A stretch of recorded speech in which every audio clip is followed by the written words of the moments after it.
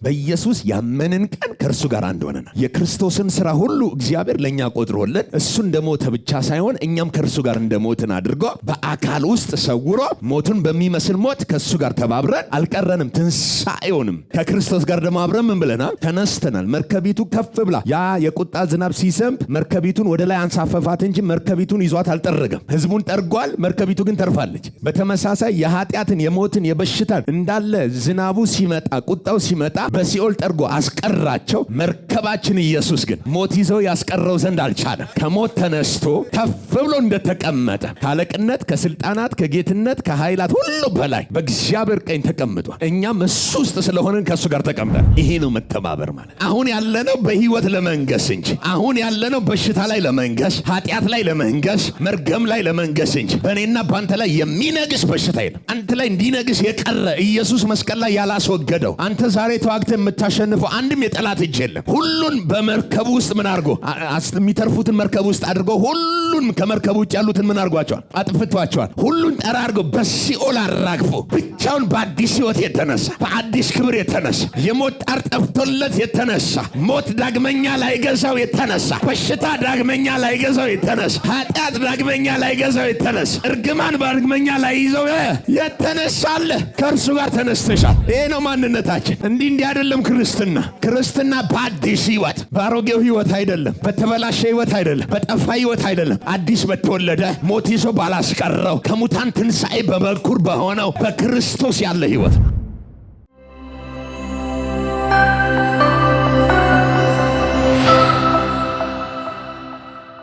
መጽሐፍ ቅዱሳችን ያው ሮሜ መጽሐፍ እያጠናን ነው። ስለ ሮሜ እግዚአብሔር እናመሰግነዋል። እሱ ባያስጽፍልን እንዲህ በሮሜ ውስጥ ባለ የእግዚአብሔር እውነት አንረሰርስም ነበር። እና እግዚአብሔር ሁል ጊዜ ጻድቅ ነው፣ አዋቂ ነው፣ ትክክል ነው። ስራው አይሳሳትም። ስራው ምን አይልም? አይሳሳትም። እግዚአብሔርን የሚቀድመው የለም እና ዘግይቶም አያውቅም። የሚቀድመው ከሌለ ዘግይቶ ምን አይልም? አያውቅም። በሰው ጭንቅላት የዘገየ ይመስላል። እግዚአብሔር ግን መቼም አይዘገይም። ሁል ጊዜ እግዚአብሔር ቀድሞ ይገኛል። ባንቺ ህይወት ከሰው በላይ ከቤተሰብ በላይ ከወገኖችሽ በላይ ቀድሞ የሚገኝ ግን አንዳንድ ያመነው ጌታ። ሃሌሉያ። ይሄ ስልክ የኔ ነው። ስንት ሰው ያምናል? ጌታ ይባረክ። እምነት አይጠይቅም አይደል? የማን ነው? ያኔ ነውና ይገርምሃል። ስልኩን እኔ በስጦታ ተቀብየው ነው፣ ግን የሰጠኝ ሰውዬ ገዝቶት ነው እና ስንት እንዳወጣበት ባላቅም ብቻ ግን ምን ብሎት ነው? ገዝቶት ነው። ብሩን ከፍሎ ሰጥቶኛል። እኔ ጋር በስጦታ ይምጣ እንጂ ያው ዋጋ ተከፍሎበት ነው የመጣው። ዋጋ ተከፍሎበት ስለመጣ እኔ እጠቀምበታለሁ ማለት ሰምታችሁኛል። እና ከመካከላቸው አንድ ሰው ለመስረቅ ቢያስብ ያው እጁን ምን እንደሚያገኘው አብሮ ማሰብ አለበት። ምክንያቱም ለመስረቅ የሆነ ነገር ሲፈልግ የኔ ንብረቱ ባለቤት ስላለው ዝም አልልም ማለት ነው። የሌባ መንፈስ ከላው ላይ ይመታ ምናምን ብለህ ትጥላለህ። ብቻ ባጭሩ የኔን ንብረት ማንም ሰው እንዲነካ ምን አይደለም። ልክ እንደዛው ደም የሚባል ዋጋ ከፍሎ የራሱ አድርጎሻል። የከፈለብሻል። ንብረትነትህ የጌታ ነው። ማንም ካንተ ህይወት ላይ እግዚአብሔር በዋጋ የገዛህን እንደፈለገ ሊያደርገህ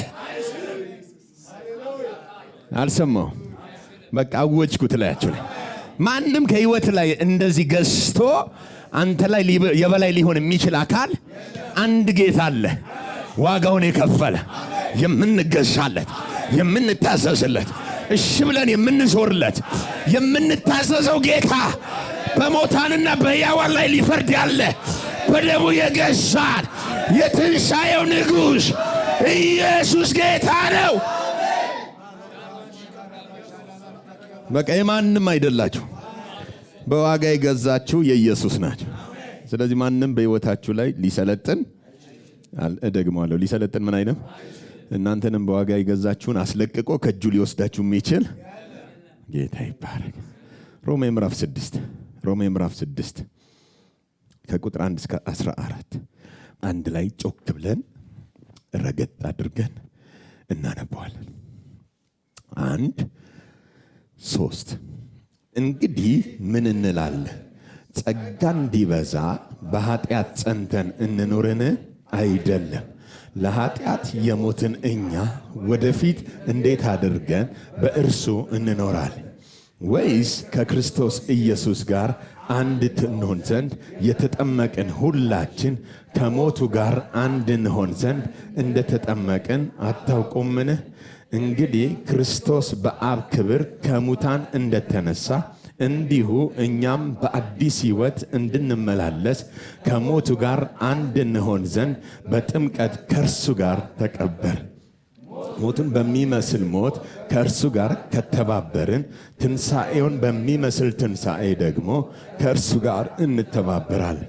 ከእንግዲህስ ወዲያ ለኃጢአት እንዳንገዛ የኃጢአት ሥጋ ይሻር ዘንድ አሮጌ ሰዋችን ከእርሱ ጋር እንደተሰቀለ እናውቃለን። የሞተስ ከኃጢአቱ ጸድቋልና። ነገር ግን ከክርስቶስ ጋር ከሞትን ከእርሱ ጋር ደግሞ በሕይወት እንድንኖር እናምናለን።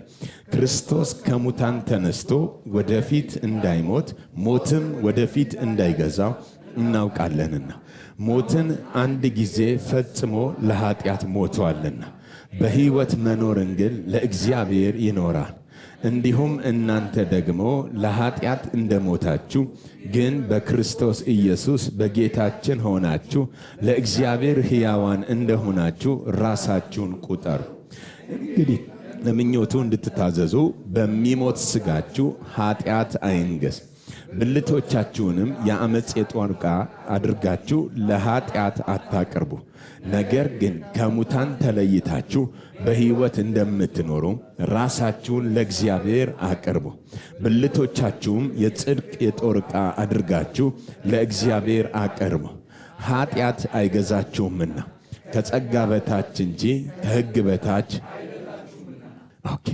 ባለፈው ሳምንት ቁጥር 3 እና ቁጥር 4ን አይተን ነበር ያቆምነው። ቁጥር 3 እና ቁጥር 4 ከክርስቶስ ጋር አንድ እንሆን ዘንድ የተጠመቅን ሁላችን ከእርሱ ጋር ምን ብለናል ያለን? ሞተናል፣ ተቀብረናል። ደግሞ በትንሣኤ ከእርሱ ጋር ተባብረን ከሙታን ምን ብለናል? ተነስተናል። ጌታ ስሙ ይባረክ። ዛሬ ቁጥር 6 እና ቁጥር 7ን አያይዘን ነው የምናየው።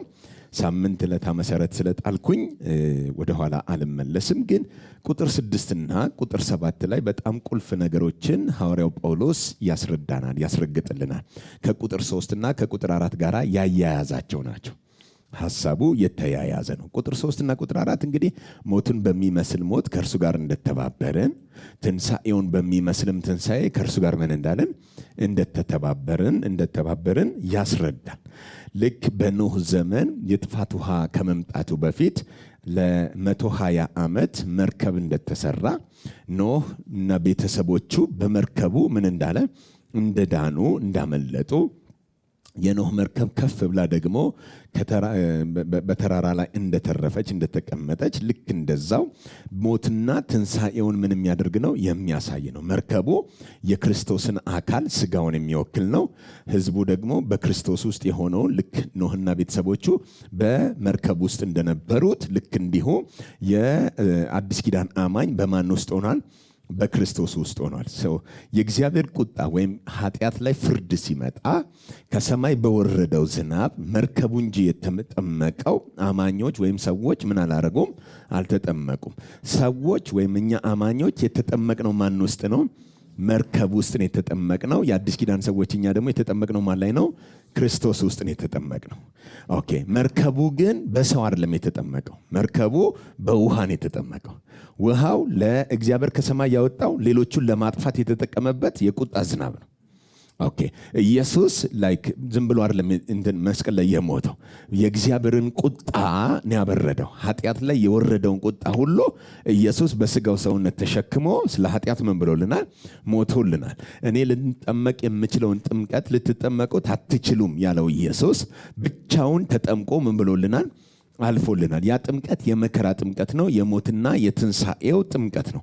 እኔና እናንተ ግን ከክርስቶስ ጋር አንድ ነው የሆነው። በምንድን ነው አንድ የሆነው?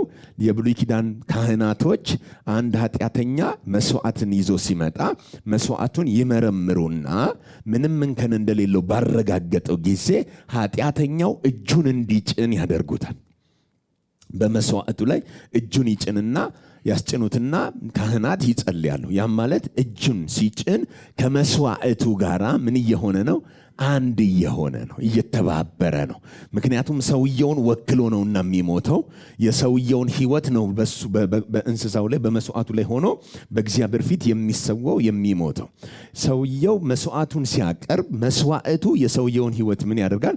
ይወክላል። ሰውየው ደግሞ የመስዋዕቱን ሕይወት ይወክልና ሽፍት ያደርጋሉ፣ ይተባበራሉ። በምን ይተባበራሉ? እጅ በመጫን የአንደኛው ማንነት ወደ ሌላኛው ሄዶ ሽፍት ይደረጋል። በተመሳሳይ ሐዋርያው ጳውሎስ እኛ አለንና ቁጥር 3 ላይ ከክርስቶስ ኢየሱስ ጋር ስንት እንሆን ዘንድ? አንድ እንሆን ዘንድ አልነበርንም። ኢየሱስ ሲሞት ጌቴሴማኒ ሲያዝ አልነበርንም፣ ሲገረፍ አልነበርንም፣ ሲያመላልሱት አልነበርንም፣ መስቀል ላይ ሲሰቀል አልነበርንም። ግን አንድ ሆንን። በምን አንድ ሆነን ሲባል ዛሬ ላይ መተን የሆነ እጅ አልጫንም። የብሉይ ኪዳኑ እጅ መጫን ነው። የአዲስ ኪዳኑ ግን በተሰራው ስራ ማመን ነው። በኢየሱስ ያመንን ቀን ከእርሱ ጋር አንድ ሆነናል። የክርስቶስን ስራ ሁሉ እግዚአብሔር ለእኛ ቆጥሮልን እሱ እንደሞተ ብቻ ሳይሆን እኛም ከእርሱ ጋር እንደሞትን አድርጎ በአካል ውስጥ ሰውሮ ሞቱን በሚመስል ሞት ከእሱ ጋር ተባብረን አልቀረንም፣ ትንሣኤውንም ሃሌሉያ ከክርስቶስ ጋር ደግሞ አብረን ምን ብለናል? ተነስተናል። መርከቢቱ ከፍ ብላ ያ የቁጣ ዝናብ ሲዘንብ መርከቢቱን ወደ ላይ አንሳፈፋት እንጂ መርከቢቱን ይዟት አልጠረገም። ህዝቡን ጠርጓል፣ መርከቢቱ ግን ተርፋለች። በተመሳሳይ የኃጢአትን፣ የሞትን፣ የበሽታን እንዳለ ዝናቡ ሲመጣ ቁጣው ሲመጣ በሲኦል ጠርጎ አስቀራቸው። መርከባችን ኢየሱስ ግን ሞት ይዘው ያስቀረው ዘንድ አልቻለም። ከሞት ተነስቶ ከፍ ብሎ እንደተቀመጠ ካለቅነት፣ ከስልጣናት፣ ከጌትነት፣ ከኃይላት ሁሉ በላይ በእግዚአብሔር ቀኝ ተቀምጧል። እኛም እሱ ውስጥ ስለሆነን ከእሱ ጋር ተቀምጠን ይሄ ነው መተባበር ማለት። ሃሌሉያ! እስኪ ተባብር ያለው በኔ አንዶኛ ያለው በኔ ሞቱን በሚመስል ሞት ከእርሱ ጋር አንድ ሆኛለሁ። ትንሣኤውን በሚመስል ትንሣኤ ከእርሱ ጋር አንድ ሆኛለሁ። ዳግመኛ ሞትን ላላይ ክርስቶስ ስለኔ ሞቶልኛል። ሃሌሉያ! አሁን ያለነው በህይወት ለመንገስ እንጂ አሁን ያለነው በሽታ ላይ ለመንገስ፣ ኃጢአት ላይ ለመንገስ፣ መርገም ላይ ለመንገስ እንጂ በእኔና ባንተ ላይ የሚነግስ በሽታ የለም። ሳካታናናስ አንተ ላይ እንዲነግስ የቀረ ኢየሱስ መስቀል ላይ ያላስወገደው አንተ ዛሬ ተዋግተህ የምታሸንፈው አንድም የጠላት እጅ የለም። ሁሉን በመርከቡ ውስጥ ምን አድርጎ የሚተርፉትን መርከብ ውስጥ አድርጎ ሁሉን ከመርከቡ ውጭ ያሉትን ምን አድርጓቸዋል? አጥፍቷቸዋል። ሁሉን ጠራርጎ በሲኦል አራግፎ ብቻውን በአዲስ ህይወት የተነሳ በአዲስ ክብር የተነሳ የሞት ጣር ጠፍቶለት የተነሳ ሞት ዳግመኛ ላይገዛው የተነሳ በሽታ ዳግመኛ ላይገዛው የተነሳ ኃጢአት ዳግመኛ ላይገዛው የተነሳ እርግማን ዳግመኛ ላይይዘው የተነሳለ ከእርሱ ጋር ተነስተሻል። ሃሌሉያ! ይሄ ነው ማንነታችን። እንዲህ አይደለም ክርስትና በአዲስ ህይወት በምን በአዲስ ህይወት፣ በአሮጌው ህይወት አይደለም፣ በተበላሸ ህይወት አይደለም፣ በጠፋ ህይወት አይደለም። አዲስ በተወለደ ሞት ይዞ ባላስቀረው ከሙታን ትንሣኤ በበኩር በሆነው በክርስቶስ ያለ ህይወት ነው። ስሙ ይባረክ። ሁሌ መጠየቅ ያለብን አንድ ጥያቄ አለ። አሁን በዚህ ሰዓት ኢየሱስ ታሞ ነው ያለው? እሺ፣ በሽታ ይዘዋል? የሆነ ነገር ሲሸተው ጉንፋን ይዘዋል? እርግጠኛ ናቸው? አጭር ቀሚስ ሲያይ በኢየሱስ የኤልዛምን መንፈስ ይላል። የጥልቁ የህንድ ውቅያኖስ ነው ይሄኛው መንፈስ። አንዴ እነ ገብርኤል ተሰባሰቡ የግሩፕ ጸሎት እናድርግ ይላል። እንደውም ቁጭ ብሏል ነው ያለን። አሁን እኛ እየተንቀሸቀሸን አስቸገር ነው እንጂ ቁጭ በሉ ነው የተባልኩ። ቁጭ የሚለው ምን ለመሰለ ኦልሬዲ ምንም ጠላት የለውም፣ ጨርሷቸዋል። እኔ እናንተ ደግሞ የተጠራ ነው እዚህ ክብር ውስጥ ነው። ሰርቶ ያለቀው የጨረሰው የዘላለም አጀንዳ ውስጥ ተጠርተ ገብታል። በሱ ላይ እንዳይሰለጥን የከለከላቸው ሁሉ ባንተ ላይ እንዳይሰለጥን የጽድቅ ስጦታ ወደ አንተ መጣ። የጸጋ ብዛት ወደ አንተ መጣ። በአንዱ በኢየሱስ ክርስቶስ መታሰስ በህይወት ምን ይላሉ? አንተ በህይወት የምትነግስ ህይወት አንተ ላይ የነገሰብህ ኃጢአት የማይነግስብህ ለኃጢአት ባሪያ እንዳትሆን እግዚአብሔር በሞቱ ያዳነ ድንቅ ልጅ ሆነ። ሃሌሉያ። እሺ ቁጥር 6 ነው። በጣም የሚያስደንቅ እኮ ነው ሲጀምረው ራሱ። ከእንግዲህስ ወዲያ ይላል። ከእንግዲህስ ወዲያ ከተባለ ንግግሩ ራሱ መጠናት አለበት። ከእንግዲህስ ወዲያ ምንድን ነው? ከሆነ ነገር በኋላ ነው። ስሙት። ከእንግዲህስ ወዲያ ከሆነ ከሞትና ከትንሣኤ ወዲህ አይደለም። ከሞትና ከትንሣኤ ወዲያ ማለት ከትንሣኤው ተሻግረ። ከእንግዲህስ ወዲያ ምን እንዳንን? ለኃጢአት ምን እንዳንን? ኦኬ። ኃጢአት እኛ ላይ ጌታ እንዳይሆን፣ ኃጢአት እኛ ላይ ንጉሥ እንዳይሆን፣ ኃጢአትና መሰሶቹ እኛ ላይ እንዳይሰለጥኑ፣ ከእንግዲህስ ወዲያ ለኃጢአት እንዳንገዛ ለኃጢአት እንዳንገዛ የምን ሥጋ? የኃጢአት ሥጋ ምን ይል ዘንድ? ይሻር ዘንድ አሮጌው ምናችን? ሰዋችን። አሮጌው ምናችን? ሰዋችን። ንግግሩ ራሱ አሮጌው ከሆነ አዲሱ አይደለም። አሮጌው ከሆነ የድሮ ነው። ከእንግዲህስ ወዲያ ነው ያለው። ስለዚህ ከዛ በፊት ያለው ማለት ነው። ከእንግዲህስ ወዲያ ማለት ከመስቀሉ ከትንሣኤው በኋላ። ኦኬ። ከእንግዲህስ በፊት ከሆነ አሁን ካለው በፊት፣ ከትንሣኤው ከመስቀሉ ስራ በፊት አሮጌው ሰዋችን ምን አይነት ሰው ነበር አለን? የኃጢአት ሥጋ የተባለ ኃጢአት የሚሰውረው እንደፈለገ አድርጎ የሚሰራበት የኃጢአት ሥጋ ነበር። ኤፌሶን ምዕራፍ 2 ይሄን በደንብ እንዲገባን ኤፌሶን ምዕራፍ 2 ቆንጆ አድርጎ ያስቀምጥልናል። የኤፌሶን መጽሐፍ ምዕራፍ 2 ቁጥር 1 ጀምሮ እሺ። በበደላችሁ ደግሞም በኃጢአታችሁ ሙታን ነበራችሁ። በእነርሱም በዚህ ዓለም ላይ እንዳለው ኑሮ በማይታዘዙትም ልጆች ላይ አሁን ለሚሰራው መንፈስ አለቃ እንደሆነው በአየር ላይ ስልጣን እንዳለው አለቃ ፈቃድ በፊት ተመላለሳችሁባቸው። ኦኬ። በፊት እቺ ቋንቋ ደስ አትልም? በፊት የምትለው ሁሌ በፊትን ማወቅ ጥሩ ነው። ለምን በኋላ ሌላ ይሆናል። አሁን አንዳንዱ በኋላ ነው ያለው ሰውየው፣ ግን በፊት ነው የሚኖረው። ሐዋርያው ጳውሎስ ደግሞ ከእንግዲህስ ወዲያ ለኃጢአት እንዳንገዛ የኃጢአት ሥጋ ይሻር ዘንድ አሮጌ ሰዋችን ከእርሱ ጋር እንደተሰቀለ እናውቃለን ነው። አሁን ጉዳዩ የእውቀት እንደሆነ ነው የሚነግረን። እናውቃለን ማለት ምን ማለት ነው? አንድ ነገር አሁን እናውቃለን ከሆነ በደንብ ስሙኝ። እናውቃለን ከሆነ ነገርየው ተሰርቶ ማለቁን መከናወኑን ምን ብለናል ነው? አውቀናል ነው። ወደፊት የሆነ ነገር እንደሚሆን እናውቃለን አይደለም፣ እንደተሰቀለ እናውቀዋለን። ሰውየው ምን የለም ነው ጉዳዩ። ሰውየው ምን አላለም? በህይወት የለም። እዚች ጋር ግን ቁልፍ ያስቀመጠልን ምንድነው? የኃጢአት ሥጋ ይሻር ዘንድ ነው ያለው። የኃጢአት ምን ሥጋ ምን ይል ዘንድ? ይሻር ዘንድ። የሚሻረው የምን ሥጋ ነው? የኃጢአት ሥጋ ምን ይል ዘንድ? ይሻር ዘንድ። የኃጢአትን ሥጋ ምን አለው? አሮጌ ሰዋችን አለው። አሮጌ ምናችን ነው? ሰዋችን ነው። የመጀመሪያው ሰው አዳም እግዚአብሔር ከምድር አፈር አበጅቶ የሕይወት እስትንፋስ እፍ ሲልበት ውስጡ አሮጌ ሰው የሚባል አልነበረም። ለምን? ኃጢአት የሚባል ነገር ወደ እሱ ምን ስላላረገ? ስላልገባ። ባለፈው ሳስተምር ስለ ኃጢአት ጥሩ ነገር አንስቼ ነበር። ኃጢአትና ኃጢአቶች የሚባለውን የግሪኩን ወርድ ሃማርቲያና ሃማርቲያኖ ብለን አጥንተን ነበር። ትዝ ካላችሁ ሃማርቲያ የሚለው ምንድነው? ስም ነው፣ ናውን ነው፣ ፐርሰን ነው። ሃማርቲያኖ ደግሞ ልክ እንደ ቨርብ አክሽን ነው፣ ድርጊትን የሚገልጥ ነው። እግዚአብሔር የኃጢአት ሥጋ ይሻር ዘንድ ያለው ማን ነው? አንድ ናውን የሆነው ሃማርቲያ የሚባለው ኃጢአት የሚጠቀምበት ሥጋ አለ። የሚጠቀምበት ሥጋ አለ። ያ ሥጋ ለኃጢአት ባሪያ ሆኖ ጽድቅን ማድረግ ምንም የማይችል የማያውቅ ሁልጊዜ የኃጢአት ባሪያ አመፀኛ የሆነ ተፈጥሮ ነው። ይህንን ተፈጥሮ ገና ከዘፍጥረት መጽሐፋችን ስናጠና የአዳም ካራክተርን እናገኛለን። ለእግዚአብሔር ባለመታዘዝ ከዛፏ ፍሬ ቀጥፎ የበላ ቀን እግዚአብሔር ሞትን ትሞታለህ እንዳለው እግዚአብሔር ሞቶብኛል ነው ያለው። ልክ ከዛፏ ፍሬ ቀጥፎ የበላ ጊዜ አዳም ለእግዚአብሔር ዓለም ምን ብሏል? ሞቷል። ለእግዚአብሔር ዓለም ይሙት እንጂ ለሆነ ዓለም ግን ሕያው ሆኗል። ሲሞት ከእግዚአብሔር ጋር ያለው ህብረት ተቋርጦበታል።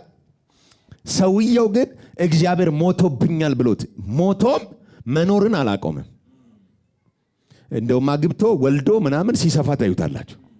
ስለዚህ አሁን አዳም ከእግዚአብሔር ጋር ባለመታዘዝ ከሞተ በኋላ የኖረው ህይወት የሞት ህይወት ነው። ፈርቷል፣ አዎ። ተጨንቋል፣ አዎ። አልቧል፣ አዎ። እነዚህ ሁሉ የሞት ምኖች ናቸው? ህይወቶች ናቸው። ኦኬ፣ አሁን አንድ ሰው ላስነሳች ከመካከላችሁ። ማንን? ጥቤ፣ እስኪ ጥቤና። አሁን ማን ያልኩት? ጥቤ። ጥበቡን ና አልኩት። ማን ነው ስሙ? ጥበቡ። ጥበቡ ምን ይዟል?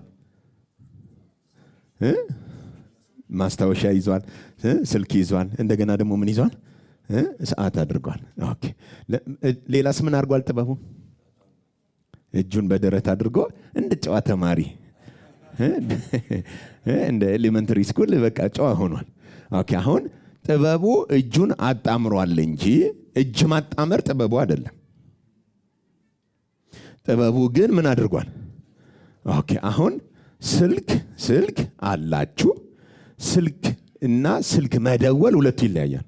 ስልክ ሲደውል ስልክ አይደለም የሚባለው፣ ስልኩ ነው የሚደውለው። ስልኩ ምን ይሰራል? ይደውላል አይደል? ኦኬ፣ ጥበቡን እና ስለው ምን ብሏል? መጥቷል፣ ቆሟል። ማን? ጥበቡ። ሕያው ስለሆነ ሰው ስለሆነ ስለሚሰማ፣ ስለሚታዘዝ፣ ስለሚንቀሳቀስ ድርጊት አለው። ልክ እንደ ጥበቡ ከዚህ ዓለም ያልሆነ ከሰማይ ወይም ደግሞ በመላእክት ዓለም ላይ አንድ አመፀኛ ሰው ነበር። አመፀኛ መልአክ ነበር። ለእግዚአብሔር ምን ያላለ ያልታዘዘ የወደቀው ሰይጣን ምን ነው? ምንጩ እሱ ነው። ሲወድቅ ሲሶውን ምን ብሏል? ይዞ ወድቋል። ከእግዚአብሔር ከፈጠረበት ዓላማ ምን ያደረገ ነው? የሳተ ነው። መጥቶ ያስተማራቸው አዳምና ሔዋንን ያስተማረው የወደቀው ነው። እየሰማችሁ ነው? እና ሲያስተምር እግዚአብሔርን ስለመታዘዝ አይደለም ያስተማራቸው። እሱ የወደቀበትን ያንን የከሰረበትን የኃጢአት ማንነት ነው የሰበካቸው። አዳምና ሔዋን ደግሞ አክቹአሊ አዳም ቀጥታ ሄዶ ምን አላረገም? አልተገናኘውም። ግን ሔዋን የእባቡን ትምህርት ነው የሰማቸው። ሰምታ ስጨርስ ቀጥፋ ምን አደረገች? በላች። ኦኬ፣ ትምህርቱ ምን የሚል ነበር? በበላችሁ ጊዜ እንደ እግዚአብሔር እንደምትሆኑ እግዚአብሔር ምን ስለሚል ስለሚያውቅ ብቻውን አምላክ ለመሆን እንዳትጋሩት ብሎ ነው ያለው። ኦኬ፣ እንደማን ለመሆን አስቦ ነበር የወደቀው? በልዑልም መሰላለሁ፣ ዙፋኔንም ከእግዚአብሔር ዙፋን በላይ ከፍ አደርጋለሁ፣ ስግደትን ሁሉ እረከባለሁ ብሎ በተመኘ ጊዜ ነው የሞተው። እግዚአብሔር ካስቀመጠው ከፈጠረው ከዋናው ዓላማ ሚስ ሲያደርግ፣ አሁን ይህንን ጌታ ኢየሱስ በስጋው ወራት መጥቶ እንደዚህ አለ። አንድ ከልጅነቱ ገና ሲወለድ ጀምሮ አይነ ስውር የነበረ ሰው አመጡና ኢየሱስን ጠየቁት። ደቀ መዛሙርቱ ጌታ ሆይ ይህ ሰው ኃጢአተኛ ሆኖ እንዲወለድ ኃጢአትን ያደረገው ማን ነው? እርሱ ነው ወይንስ ወላጆቹ? አያችሁ ጥያቄያቸው። ምክንያቱም በብሉይ ኪዳን ኃጢአትን 3 እና 4 ትውልድ የምቀጣ ነኝ ብሏል እግዚአብሔር። ስለዚህ 3 እና 4 ትውልድ ስላለ ምናልባት የአያቱ ወይ የአባቱ የቤተሰቡ ኃጢአት ሊሆን ይችላል። ምን ያደረገው ኃጢአተኛ ምንድነው ዕውር ሆኖ እንዲወለድ ያደረገው ብለው አስበው ነው። ጥያቄያቸው ያልገባኝ ግን እርሱ ነው ወይ ማለት በእናቱ ማህፀን የሆነ ነገር ክፋት አስቦ ይሆን ዕውር ሆኖ የተወለደው? ኦኬ፣ ኢየሱስ ሲመልስ ምን አለ? እርሱም ወላጆቹም አይደሉም። ስለዚህ ኃጢአትን ከማን አወጣው? ከሰው ልጆች አወጣው። ከሱም አይደለም ወላጆቹም አይደሉም። የእግዚአብሔር ልጅ በሱ ምን እንዲል ነው? እንዲከብር ነው አለ። በምንድን ነው የሚከብረው የእግዚአብሔር ልጅ? አሁን በሰውየው አይነ ስውር የነበረን ሰውዬ አብርቶ ኢየሱስ አይደለም የሚከብረው። እንደዛ ከሆነ ልክ እንዳዳልሞት የሆነ ማለት ነው። የሆነ በሽታ ሰጥቶ ከዛ መተህ ስትለምነው ፈውሶ የሚከብር አይደለም። ኢየሱሳችን በራሱ የከበረ ነው። አልሰማው? በሽታ ሰጥቶ ከዛ ፈውሶ አይከብርም። እና የሰውየውን አይን ስለከፈተ አይደለም የከበረው። ጥያቄያቸው አይነ ስውር መሆኑ አይደለም። ጥያቄያቸው ኃጢአትን ያደረገው ማን ነው? ስለዚህ ለኃጢአት ደግሞ ኢየሱስ እዚህ ምድር ላይ የመጣው የዲያብሎስን ስራ በማፍረስ እከብር ዘንድ ነው። ስለዚህ ዮሐንስ መልእክት ላይ ምን አለን? የዲያብሎስን ስራ ሊያፈርስ የማን ልጅ ተገለጠ? ስለዚህ አሁን የእግዚአብሔር ልጅ የተገለጠው ምን ለማድረግ ነው? ለማፍረስ ነው። ማንን ነው የሚያፈርሰው? የዲያብሎስን ስራ ወይም ደግሞ ኃጢአትን ሊያስወግድ እንደተገለጠ ታውቃላችሁና በእርሱ ምን የለም? ኃጢአት የለም። በእርሱ ኃጢአት ስለሌለ ኃጢአትን ምን ብሎታል? እና ስም ያለው የሚንቀሳቀስ ከዛ ከሰማይ ሲጣል ሲወድቅ ዲያብሎስ ለሰው ልጆች ያካፈለው ስም ያለው ፐርሰን ነበር። ስሙ ኃጢአት የሚባል እንዳይታዘዙ የሚያደርግ ተፈጥሮ ከዲያብሎስ የወጣ ደግሞአለው። ማን ውስጥ ገብቶ ነበር? ሰው ውስጥ ገብቶ ነበር። የገባው በትምህርት ነው። አስቷቸዋል።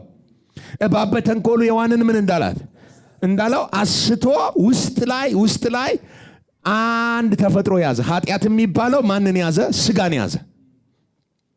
ሰውየው ለምሳሌ እጅ እንዲህ ታነሳላችሁ። ኦኬ ያነሳል። ጎበዞች ናችሁ። እጃችሁ እንደዚህ አሁን እጄን እንዲማነሳው እጄ በራሱ እጅ ነው እንጂ ምንም ማድረግ አይችልም። እጄን ግን ምንም የሚያነሳ እዚህ ውስጥ አንድ የሚኖር ሰው አለ። አልሰማም? እንደዚህ የሚራመድ እግሬን እንዲያንስቶ የሚያዛው አንድ ሰው አለ። እሱን ሰውዬ ኃጢአት ገባና ነገሰበት። ልክ ሲነግስበት እጁን ምን ያደርገዋል? ከፈለገ ያሰርቀዋል፣ ከፈለገ የሆነ ነገር ያስመነዝረዋል፣ የፈለገውን ያስደርገዋል። ምክንያቱም ንጉሱ ማን ነው? ኃጢአት የሚባለው ያለ መታዘዝ ኔቸር በሰው ውስጥ ገብቶ ስለተጣበቀበት።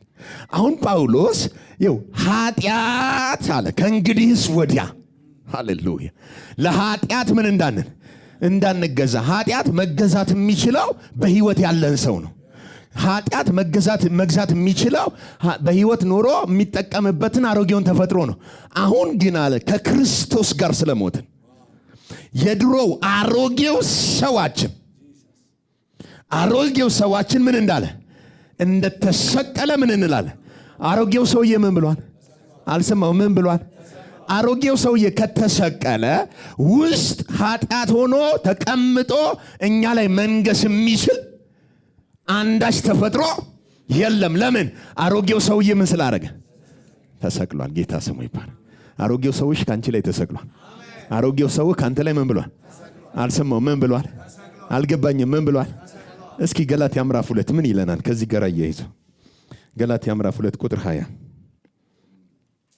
ገላትያ ምዕራፍ 2 ገላትያ መጽሐፍ ምዕራፍ 2 ቁጥር 20 ከክርስቶስ ጋር ተሰቅያለሁ።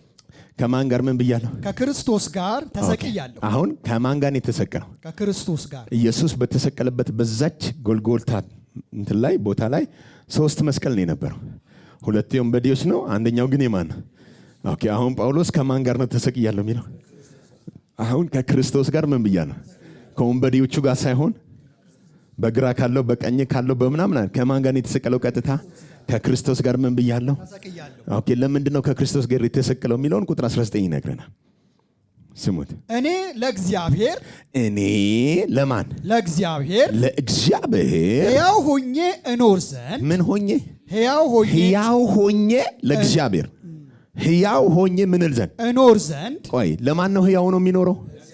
ለእግዚአብሔር ሕያው ሆኜ እኖር ዘንድ በሕግ በኩል ለሕግ ሞቼ ነበርና። እሺ ከክርስቶስ ጋር ተሰቅያለሁ። ምን ብያለሁ? ተሰቅያለሁ። ኦኬ ቀጥል። እኔም አሁን ሕያው ሆኜ አልኖርም። ኦኬ ቅድም ቁጥር 19 ላይ እኔ ለእግዚአብሔር ምን ሆን ዘንድ ሕያው ሆኜ፣ አሁን ደግሞ እኔ ሕያው ሆኜ አልኖርም። ቁጥር 19 ለእግዚአብሔር ሕያው ሆኜ ኖር ዘንድ አለ። አሁን ደግሞ እኔ ሕያው ሆኜ አልኖርም። ኦኬ ለእግዚአብሔር ምን ሆኜ ኖር ዘንድ? አሁን እኔ ሕያው ሆኜ ለእግዚአብሔር ሕያው ሆኜ። ስለዚህ የምኖረው ለማን ነው? ሕያው የምሆነው ለማን ነው? ኦኬ ለእግዚአብሔር ሕያው ሆኜ ኖር ዘንድ ማለት ለእግዚአብሔር ብቻ ምላሽ እሰጥ ዘንድ፣ ሌላ ነገር በህይወቴ እንዳይነግስ ባሪያ እንዳያደርገ ለእግዚአብሔር ሕያው ሆኜ ኖር ዘንድ ከክርስቶስ ጋር ተሰቅያለሁ። አሁን እኔ ሕያው ሆኜ አልኖርም እና ማን ነው የሚኖረው? ክርስቶስ ግን ማን? ክርስቶስ ግን ቆይ ከክርስቶስ ጋር ተሰቅያለሁ ብሎ አሁን ደግሞ ክርስቶስ ግን በእኔ ይኖራል። በእኔ ይኖራል። ማን ነው በእኔ ሕያው ሆኖ የሚኖረው? ክርስቶስ። ኦኬ እኔ አሁን ሕያው ሆኜ አልኖርም። ኦኬ ቅድም እኔ ሕያው በነበርኩኝ ሰዓት ላይ ሕያው ሆኜ ስኖር አሮጌ ሰው ነኝ። ከመስቀል በፊት ክርስቶስን ሰላምን በፊት የኃጢአት ተፈጥሮ ውስጥ ያለ ኃጢአት ይገዛኛል፣ እንደፈለገ አድርጎ እየዘወረ ፈቃዱን ያስደርግብኝ ነበር። አሁን ግን ከእንግዲህ ወዲህ ከማን ጋር? በክርስቶስ ኢየሱስ ጋር አንድ ከሆንኩ ካመንኩኝ፣ ሞቼ በትንሣኤው ከእርሱ ጋር ከተባበርኩኝ በኋላ ከእንግዲህ ወዲህ ለኃጢአት እንዳንገዛ የኃጢአት ሥጋ ይሻር ዘንድ አሮጌው ሰዋችን ከክርስቶስ ጋር እንደተሰቀለ አሮጌው ምናችን። ስለዚህ አሮጌ ሰው የተባለው በአለመታዘዝ ከአዳም ምን ያደረገ ወድቆ ወደኛ የተላለፈ የተካፈል ነው። በአለመታዘዝ ውስጥ ባሪያ የሆነ ሰው አለ። አሁን እሱ ለእግዚአብሔር ሕያው ሆኖ አይኖርም። ለእግዚአብሔር ሕያው ሆኖ ስለማይኖር ከክርስቶስ ጋር ተሰቅሏል። አዲማሳ ከክርስቶስ ጋር ምን ብሏል? ተሰቅሏል። አሁን ከሙታን ሲነሳ የተነሳው አዲስ ሕይወት ውስጥ ነው። አሁን ደግሞ ሕያው ሆኖ ይኖራል።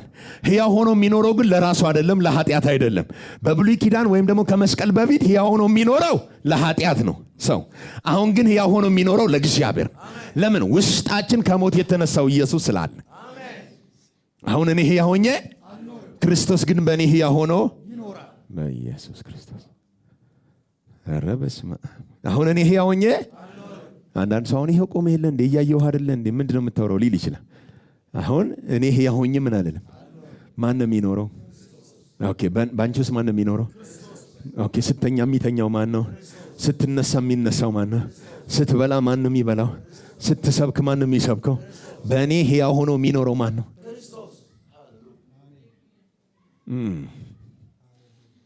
ዛከራባሽ ስንት እንሆን ዘንድ አልገባኝም። ስንት እንሆን ዘንድ ይሄ ምንድን ነው? ይሄንን ሶፍት አሁን እዚህ መጽሐፍ ውስጥ ባደርገው ሶፍቱ በምን ውስጥ ነው? ኦኬ ይሄንን መጽሐፍ ለኤፍሬም ብሰጠው ሶፍቱ በምን ውስጥ ነው? በመጽሐፍ ውስጥ ነው። ላባሽክ ራባዳዳጋስ ውጣ ብል ይወጣል። ለምን? አንተ ልክ እንዲህ ሶፍቱ መጽሐፍ ውስጥ እንዳለ አንተ ከክርስቶስ ጋር አንድ ትሆን ዘንድ ተሰውራል። ክርስቶስ ባለበት ነው ያለው። ኃጢአት በቃ ልግዛው ብሎ ሲመጣ አንተ ነው ያገኘው። መጀመሪያ የሚያገኘው የተሰወርክበት የሚያገኘው ኢየሱስን ነው። አሁን እኔ ሕያው ሆኜ ማን ነው ባንተ የሚኖር? አልሰማው። ማን ነው የሚኖር? ነካርጉት እሲ ማን ነው የሚኖረው በሉት እሲ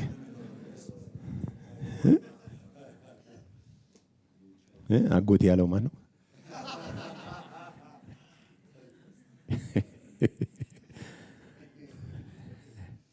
አሁን ሕያው ሆኜ እኔ ምን አልልም።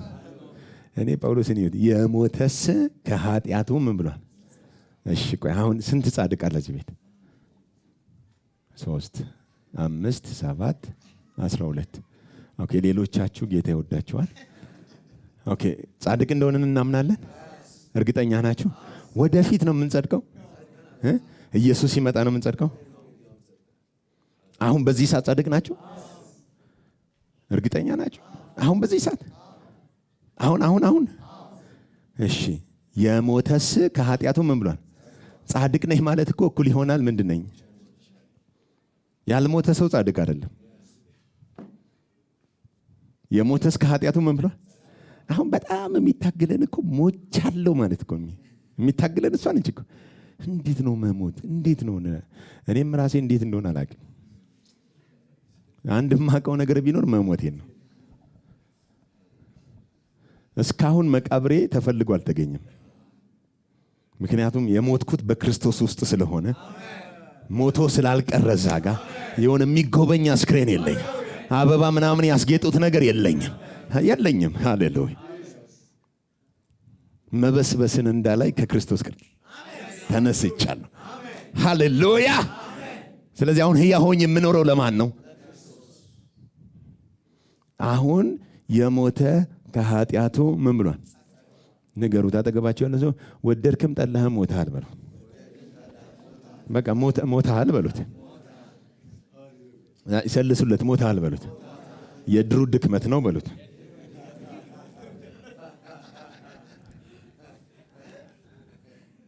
የድሩ ድክመት ማለት ኦኬ። ይሄ መጽሐፍ ምሳሌ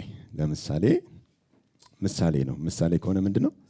ምሳሌ ነው። አሁን እዚህ መሃል አንዱን አስነስቼ ምሳሌውን እንዳልሰጥ ትንሽ ይቸግረኛል። ለምሳሌ ግን እኔ ታሪክ ልንገራችሁ ልፍጠርና በጣም የምትወዷት ወይም እህት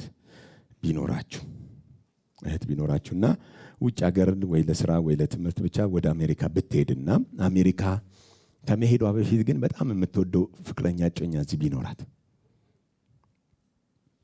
እና መሞቱን ባታቅ እሱ እዚህ ሞቶ እሷ ደግሞ እዛ ብትሆን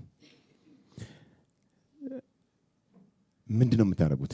መርዶ ነው የምትነግሯት? የምትወጂው ሞቷል ነው የሚባል። ምናልባት አይ ከነገርኳት ትጎዳለች በራሷ መንገድ ተወቅ ብላችሁ ዝም ልትሉ ትችላላችሁ። አንድ ደግሞ እነሱን የሚያቅ እናንተንም የሚያቅ አንድ ሰው እዛ አሜሪካን ሀገር ውስጥ ቼክ ሲያል እንዴት ነው ምናምን ሰላም ነህ ደህና ነህ ስትለው አግኝቶ ሲላት የባሏን መሞት ወይም የፍቅረኛዋን መሞት ባታቅ እንዳላወቀች ቢገባው እና እንዴት ነው ጓደኛህስ ብትል ወይ አላወቅሽም እንዴ ቢላት ምንድን አላወቅሽ? ወይኔ ትናንትና እኮ አደጋ ደርሶበት የመኪና አደጋ ሆስፒታል ገብቶ አሁን ስልክ ማናገር አይችልም ምንም አይችልም። በቃ እንደውም ከቻልሽ መታከሚያ ላኪለት ብሎ እኔ ልክለታለሁ ብሎ $100,000 ምናምን ቢቀበል እና ይዞ ተቄቢን ይሄን ደግሞ እናንተ ብታውቁ ምንድነው የምታደርጉት?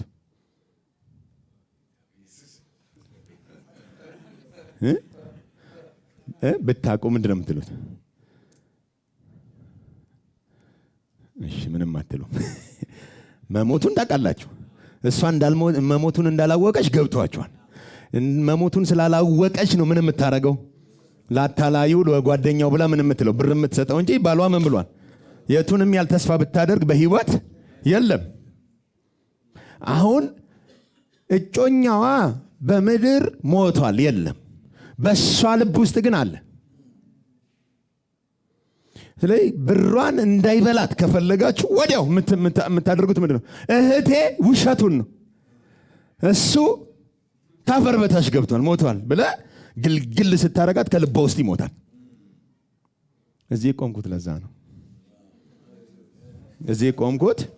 በቃ መርዶ ልነግርህ እንጂ የሆነ ነገር ልላ አይደለም። አሮጌው ሰውዬ ሰይጣን እየመጣን የምል እንዲህ ብታረግ እያለ ካንተ የሆነ ነገር እየወሰደ የሚጠቀምብህ መሞቱን ስላላመንክ እንጂ አሮጌው ሰውነት ከህይወት ላይ ሞቷል።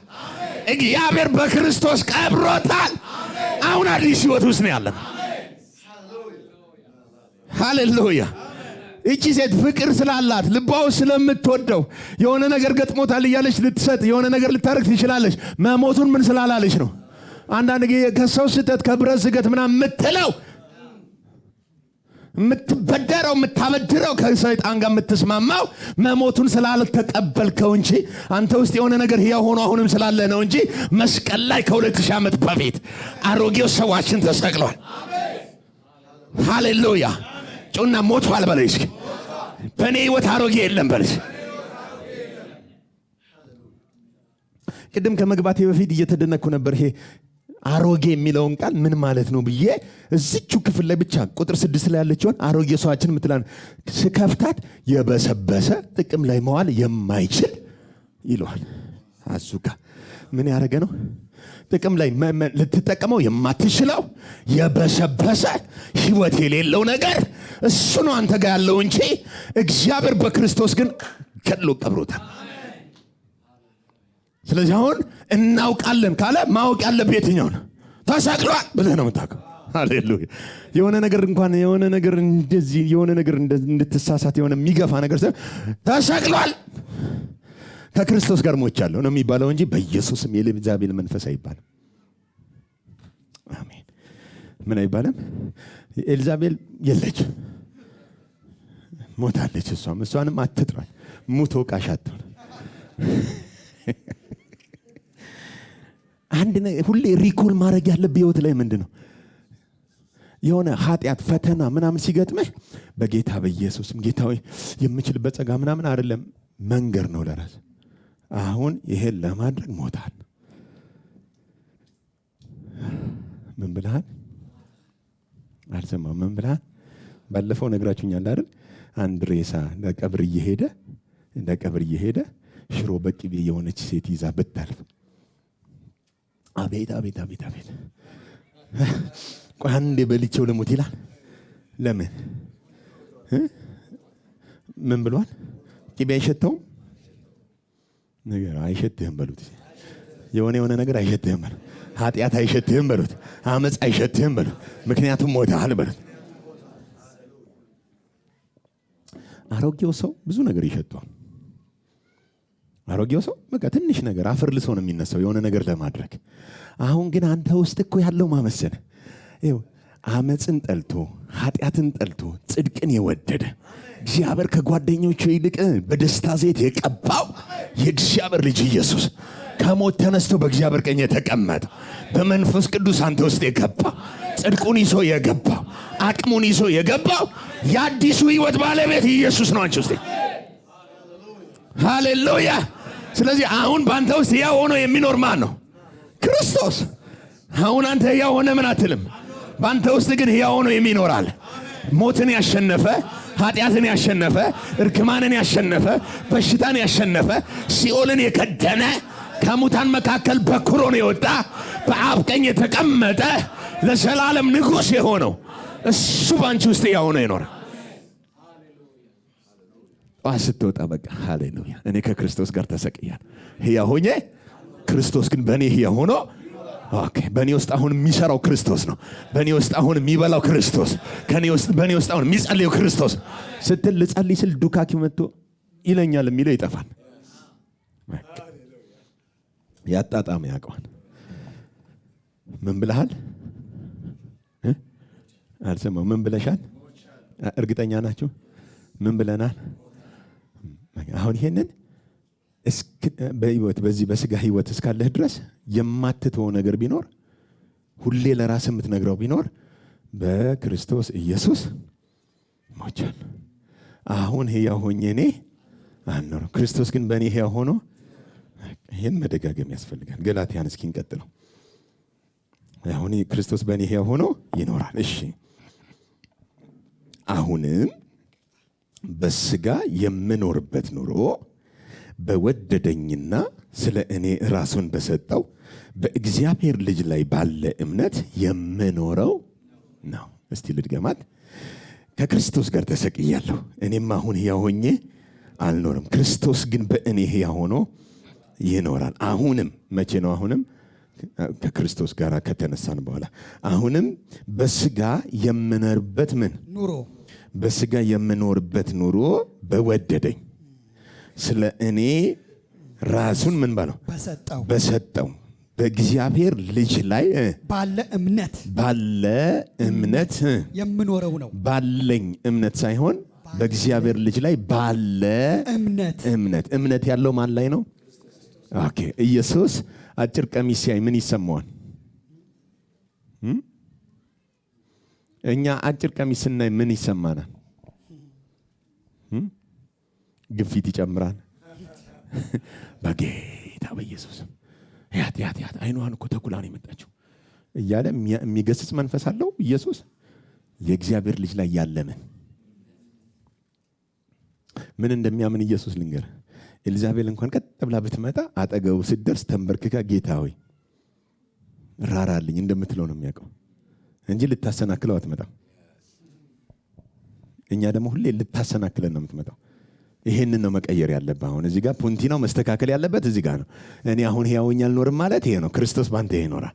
ስለዚህ ክርስቶስ ባንተ የሚኖር ከሆነ ክርስቶስ እንደሚያስበው ማሰብ ትጀምራለህ። በየትኛውም በዚህ ምድር ላይ በሚገጥም ፈተና ውስጥ ያንተ ፈተና የለም፣ የክርስቶስ ፈተና። ክርስቶስ ደግሞ ተፈትኖ አልፏል። ሃሌሉያ። ስለዚህ አሁን ጳውሎስ ምን አለ? አሁን የምኖረው ኑሮ በስጋ የምመላለሰው ምልልሴ በእግዚአብሔር ልጅ ላይ ባለ እምነት ነው። እሱ ደግሞ በወደደኝ ስለ እኔ ራሱን አሳልፎ፣ ስለዚህ ኢየሱስ ራሱን አሳልፎ እስከ መስጠት ድረስ ወዶኛል። በዚህ እምነት ነው የምኖረው እንጂ በራሴ የምኖረው ህይወት አሁን ችግሩ መሞትን ሞተናል። ኃጢአትም ምን አይለንም?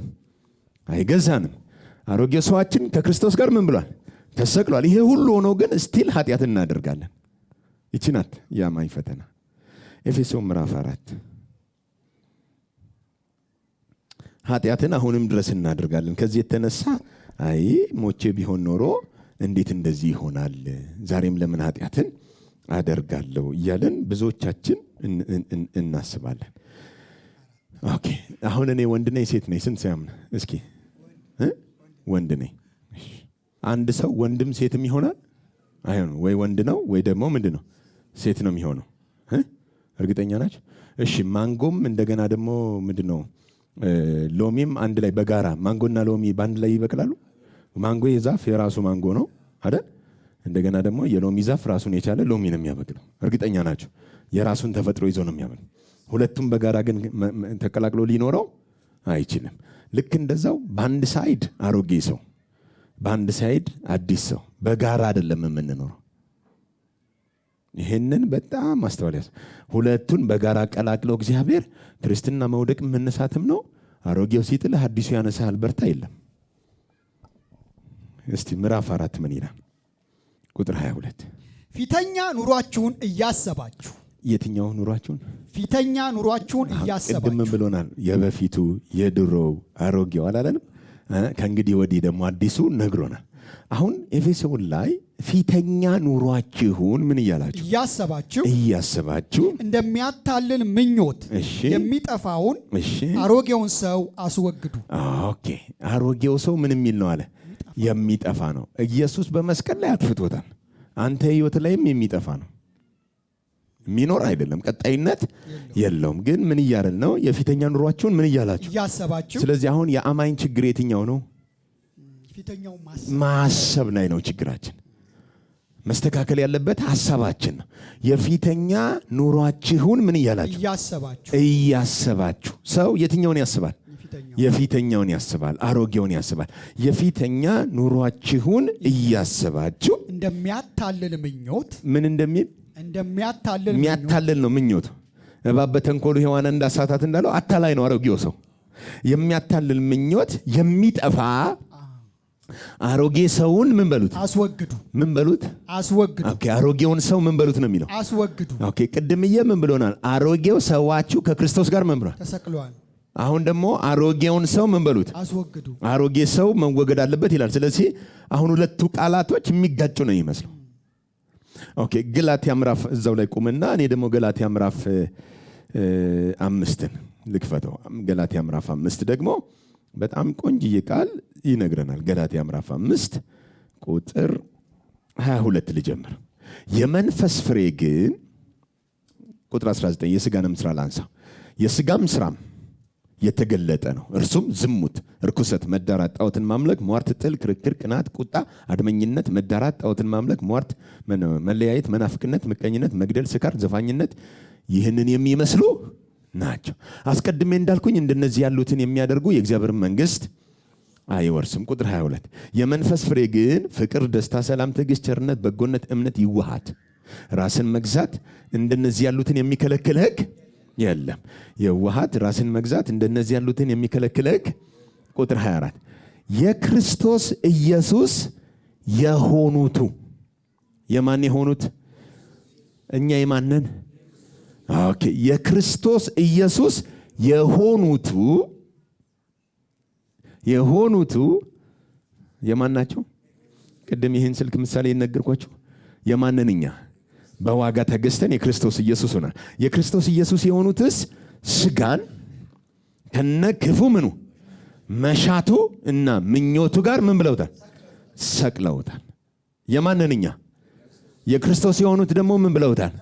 ሰቅለውታል። ስለዚህ አሮጌ ሰው አለ አይደለም የሚለን የለም። ኦልሬዲ ምን ብሏል? ግን የተሰቀለን ማሰብ ግን ጥሩ አይደለም ነው። አሁን ኤፌሶን እባካችሁ በሐሳብ ምን አትበሉ፣ ከሰው ስተት ከብረት ዝገት አትበሉ። ስጋ ደካማ ነው አትበሉ። መንፈስ ብርቱ ነው፣ ስጋ ግን ምንድነው? ደካማ ነው እያላችሁ አታመካኙ። ለስጋ በሐሳባችሁ ምን አትበሉለት? አትመቻቹለት። የሞተ ነው እሱ። ግን የሚያታልል ምኞቱን ይዞ ይመጣል ነው ያለን። ምኞት አለው። እኔ የምልህ ይህን ነገር እኮ እንዲህ ብታደርገው ብሎ የሚጠፋ ነገር፣ የማይቀጥል ነገር፣ ለጊዜው የሆነ ደስ የሚያሰኝ የሚመስል ካረከው በኋላ ከህይወት ጠፍቶ የሚያስጸጽትህ ያሮጌው ሰው ባህሪ በህይወት ላይ እንዳይሰለጥን በሐሳብህ አትከተለው። እንደውም ምን በሉት አለ? ከሐሳብህ ላይ አስወግዱት። ከሐሳባችን ላይ ምን ማድረግ? እሺ እኔ አሁን አንድ ነገር እንዳታስቡ ላስወግድ፣ ከህይወታችሁ ላይ ላስወግድ። በጣም የሚያምር በአንድ በኩል ቀይ ጤፍ እንጀራ፣ በአንድ በኩል ነጭ ጤፍ እንጀራ እንዳታስቡ። መሃል ላይ በሚያምር ቀይ ዶሮ ወጥ እላው ላይ አይብ የተቀመጠበት ቅልጥሙ እንደዚህ የተጋደመበት እንዳታስቡ። እሱን ካሰባችሁ ምራቅ ትውጣል። አሁን ያላሰበ እስኪ ነገር ሁላችሁም አስባችሁታል። ለምን? ስለነገርኳችሁ እኮ ነው እንጂ ከዛ በፊት አታስቡትም ነው። ስነግራችሁ ግን ትዝ አላችሁ። አሁን መጥቼ አትመኝ ብል ምን ይልሃል? አጭር ቀሚስ ስል ምን ትዝ ይልሃል? የለህማ አንተ እኮ የጌታ መንፈስ ውስጥ የሆነ ነገር እየዋኘህ እያለ እኔ ነኝ ያስታወስኩ። ልክ እንደዚህ ማሰብ የማትፈልገውን ነገር ከዚህ በኋላማ አላስብም እያልክ እሱን ማሰብ አይደለም። ብዙ አማኝ ደስ በኢየሱስ ስም እኔ የሚፈታተነኛል በቃ ወጋው አንተ እንትና ብለው ጠርተው ሁሉ ያሞካክሹታል። መፍትሄው እንደሱ አይደለም። አሁን አሮጌውን ሰው ላለማሰብ ከፈለክ አዲሱን ሰው ብቻ ማሰብ ነው። አሁን ስለ ኤፍሬም ማሰብ ከሆነ ስለ ልብሱ፣ ስለ ጸጉሩ፣ ስለ እግሩ እሱን እያሰብኩ ከሆነ እዛ ጋር ምን አልልም። ማንንም መጠበቡን ትዝ አይለኝም። ምክንያቱም ሐሳቤ ማን ጋር ስለሆነ። አሁን አንዳንዱ አታስብ የተባለውን እያሰበ ውደቅ ይላል። አብረው አንድ ብለው እየኖሩ ማለት አይወድቅም። አሮጌውን ሰው አስወግዱት ነው ያለው። ማስወገጃው ደግሞ ከሞት የተነሳው አዲሱ ሰው ኢየሱስ። ሃሌሉያ። እንደሚያታልል ምኞት የሚጠፋውን አሮጌውን ሰው አስወግዱት እና ምን አድርጉ? በአእምሮአችሁ መንፈስ ታደሱ። በአእምሮአችሁ መንፈስ ምን በሉ? ታደሱ። እዚህ ጋር ነው መታደስ ያለበት። ምን ነው? አይምሮዬ። ኦኬ። አሮጌውን የሚታደሰውን አዲሱን ሰው ደግሞ ምን በሉት? እሺ ታደሱ። ለእውነትም በሚሆኑ እሺ ጽድቅና ቅድስና፣ ለእውነት በሚሆን ጽድቅና ምን ቅድስና እንደ እግዚአብሔር ምሳሌ የተፈጠረውን ምን ያለውን የተፈጠረውን አዲሱን ሰው ልበሱ። አዲሱን ሰው ልበሱ። እሺ አሁን በጥንቃቄ እንድትሰሙኝ ይፈልጋል። ቅድም ሲጀምር ምን ብያለሁ? ጥበቡን አስነስቼ የተቆጣጠረው የዲያብሎስ ተፈጥሮ የነበረ ኃጢአት የሚባለው ሰው ውስጥ ገብቶ ምን ብሎታል? ገሎታል። ሰውን ባሪያ አድርጎታል። ኦኬ። ኢየሱስ ደግሞ አዲስ ተፈጥሮ ነው። እሱ ነው መስቀል ላይ አሮጌውን ከሁላችን ላይ ሰብስቦ የሰቀለው። እሱን ያሰቀለው። ዲያብሎስን ያሸነፈው እሱ ነው። ኃጢአትን ያሸነፈው እሱ ነው። መርገምን ያሸነፈው እሱ ነው። በሽታን ያሸነፈው እሱ ነው። ከሁሉን አሮጌ ማንነት አስወግዶ ከሞት ተነስቶ የበኩር የሆነው እሱ ነው። እኔና እናንተ አልተዋጋንም። እሱ ነው የገጠመው። እሱ ነው የደፈጠጠው። የሞትና የሲኦልን መክፈቻ በእጁ ያዘው እሱ ነው። በቃ እሱን አስበህ ለማስወገድ ትፈልጋለህ? አዎ፣ ያስወገደውን አስብ። አንተ ህይወት ላይ መወገድ ያለበትን የሚያስወግደው ኢየሱስ ከሆነ የኔ ስራ ኢየሱስን በማወቅ ነው አለ። ይሄን አይምሮዬን ማንን ነው የማሳውቀው? አሮጌውንማ ያውቀዋል፣ የኖረበት ነው ከልጅነቱ። አሁን ማወቅ ያለብኝ አዲሱን ነው። አዲሱን ሳጠና ክርስቶስን ሳውቀው አዲሱን ሰው እየለበስኩት ስመጣ እኔ ውስጥ አሮጌው እየጠፋ የት እንደገባ ሳላውቀው ከህይወቴ ዝን ብን ይላል። አሁን ድሮ ጌታን ሳልቀበል በፊት ጫጥቅም ያለው እኔ እናንተን ሳይሆን እኔ የሚደንቅ አሁን ጫት ብሎ እንደው ሰው የሚቅም ሰው ሁሉ ያለ አይመስለኝም። አሁን ያለ አይመስለኝም። ለመሰለ በፊት ስነሳም የማስበው ጫቱን ነው ምናምን። አሁን ደግሞ ሌላ ህይወት ውስጥ ነው የማስበው ኢየሱስ አለ። ስለዚህ ጫት አያምረኝም። አንዳንድ ሰው ወይን መጠጣት ተፈቅዷል አልተፈቀደም? እኔ ምን ተፈቅዷል አልተፈቀደም? በአዲስ ኪዳን እንዴት ነው? በአሮጌው ኪዳን እንዴት ነው? አትጠጡ እኮ አይልም። ወንድሜ ተገላገለ ሄደህ አዘጠጣ። ስለምን ትሰቃያለህ? ለምን መሰለ? ካላሰብከው አሁን መጠጣት ይፈቀዳል አይፈቀድ? ምን ያደርግልሃል? ኢየሱስን የሚያስብ ሰው፣ በመንፈስ የሚረሰርስ ሰው፣ በወይን ጠጅ ከሚያስከር ይልቅ በመንፈስ ቅዱስ እየሰከረ የሚውል ሰው አሮጌ ማንነት ውስጥ ያለ የወይን ነገር ምን ትዝ ይለዋል? ለምን ትዝ አለ? ፓስተር ሰዎች ስለሚጠይቁኝ ነው ይላል።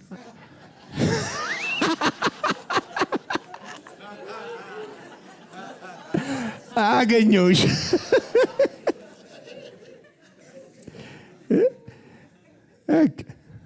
በቃ ታንፈስ በረጅሙ በለ።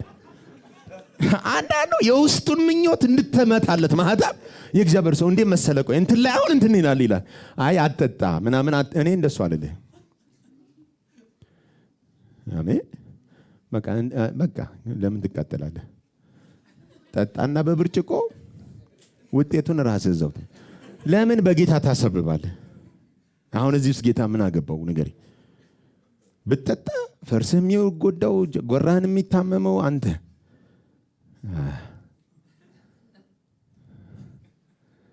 ግን እንዲህ አይነት አሁን እንዴ መሰለ?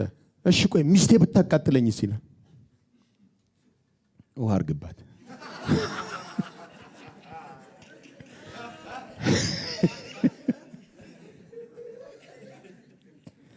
ምን እያወራው ነው? እዚህ ጋር እንትን አሮጌው ሰው ምክንያት ይሰጣል። እንዴ መሰለ? ታውቃለህ፣ እነሱ ናቸው ግቡ ያስለመዱኝ ይላል። እዚህ ውስጥ ምንድን ነው የምታስበው? አዲሱን የምታስበው ከሆነ እኮ አሮጌው ትዝ አይልህ። ሄሎ ሉቃስ ወንጌል ላይ ትዝ ይላችኋል። ሉቃስ ወንጌል ምዕራፍ 5 ጌታ ኢየሱስ ምሳሌ ሰጠ። በአዲስ አቁማዳ አሮጌው የወይን ጠጅ የሚያኖር በአሮጌ አቁማዳም አዲስ የወይን ጠጅ የሚያኖር የለም።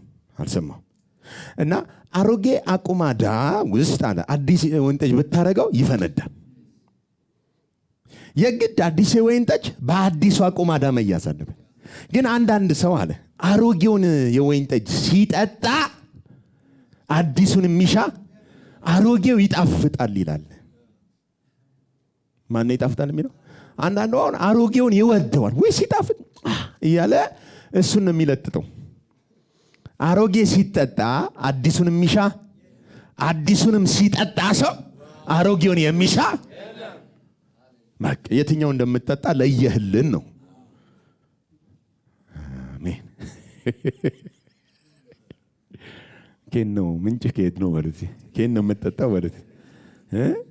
አጠጣጠ ኬን ነው በሉት። ነካ አድርጎት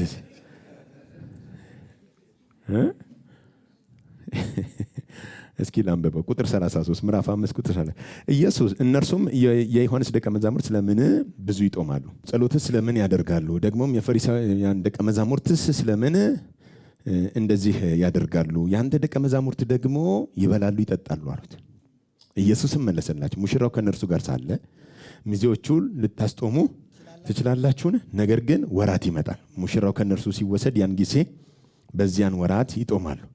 እንደ ምሳሌም እንዲህ ሲል ነገራቸው። ምሳሌ ከሆነ መልእክቱ መንፈሳዊ ነው። ምሳሌ ግን ለሰው ጭንቅላት በሚገባው ምን ብሎ ነገራቸው? የአዲስ ልብስ እራፊ ባረጀ ልብስ ላይ የሚያኖር የለም። ማለት የተቀደደ የተበጫጨቀ ልጥለ የደረሰ አሮጌ ልብስ ላይ አዲስ አምጥተህ ምን አታረገውም። ለምን? ስለሚቀደውሽ። ቢደረግ ግን አዲሱን ይቀደዋል። ደግሞም አዲስ እራፊ ለአሮጌው አይስማማውም። አዲሱ እራፊ ለአሮጌው ምን አይለው? አይስማማውም። አልሰማም። አዲሱ ለአሮጌው ምን አይለው? አይስማማውም። አሁን የማይስማማው ምንድነው? አዲሱ ለአሮጌው ምን አይልም? እሺ፣ አይስማማውም። ባረጃ አቁማዳም አዲስ የወይን ጠጅ የሚያኖር የለም። አዲስ የወይን ጠጅ የሚያኖር የለም። አሮጌ አቁማዳ ውስጥ አዲስ የወይን ጠጅ የሚያኖር የለም። እሺ፣ ቢደረግ ግን አዲሱ የወይን ጠጅ አቁማዳውን ያፈነዳል። አቁማዳውን ምን ያደርገዋል? ያፈነዳል። ቆይ እስኪ እንደዚህ እናድርግ።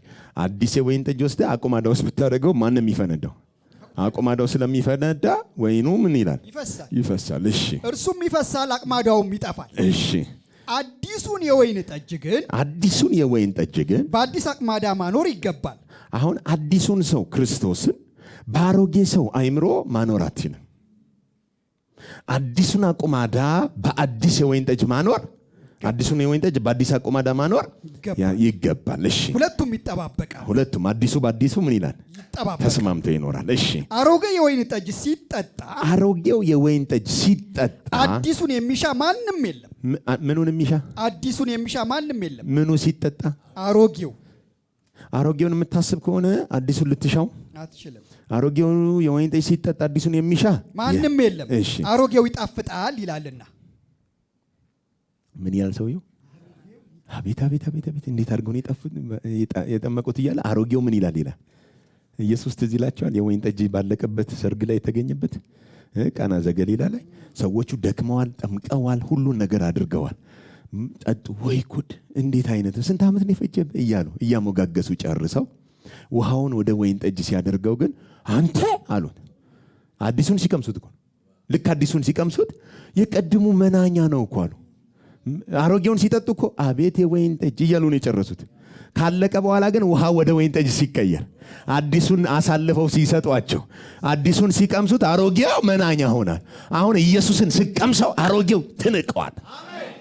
መናኛ የሚያደርግ ነው አዲሱ። ኢየሱሳችን ከሞት የተነሳው አሮጌውን ባንተ ህይወት ላይ መናኛ የሚያደርግ እንጂ ለአሮጌው ህያው የሚያደርግ ተፈጥሮ አልገባብህም። ሃሌሉያ። ስለዚህ ሁሌ መጠጣት ያለብን የትኛው ነው? አዲሱን ስትጠጣ አሮጌውን ምን እያልከው ትመጣለህ? እየናከው መናኛ እየሆነብህ እየተጸየፍከው ትመጣለህ። አዲሱን ጠጣ በሉት።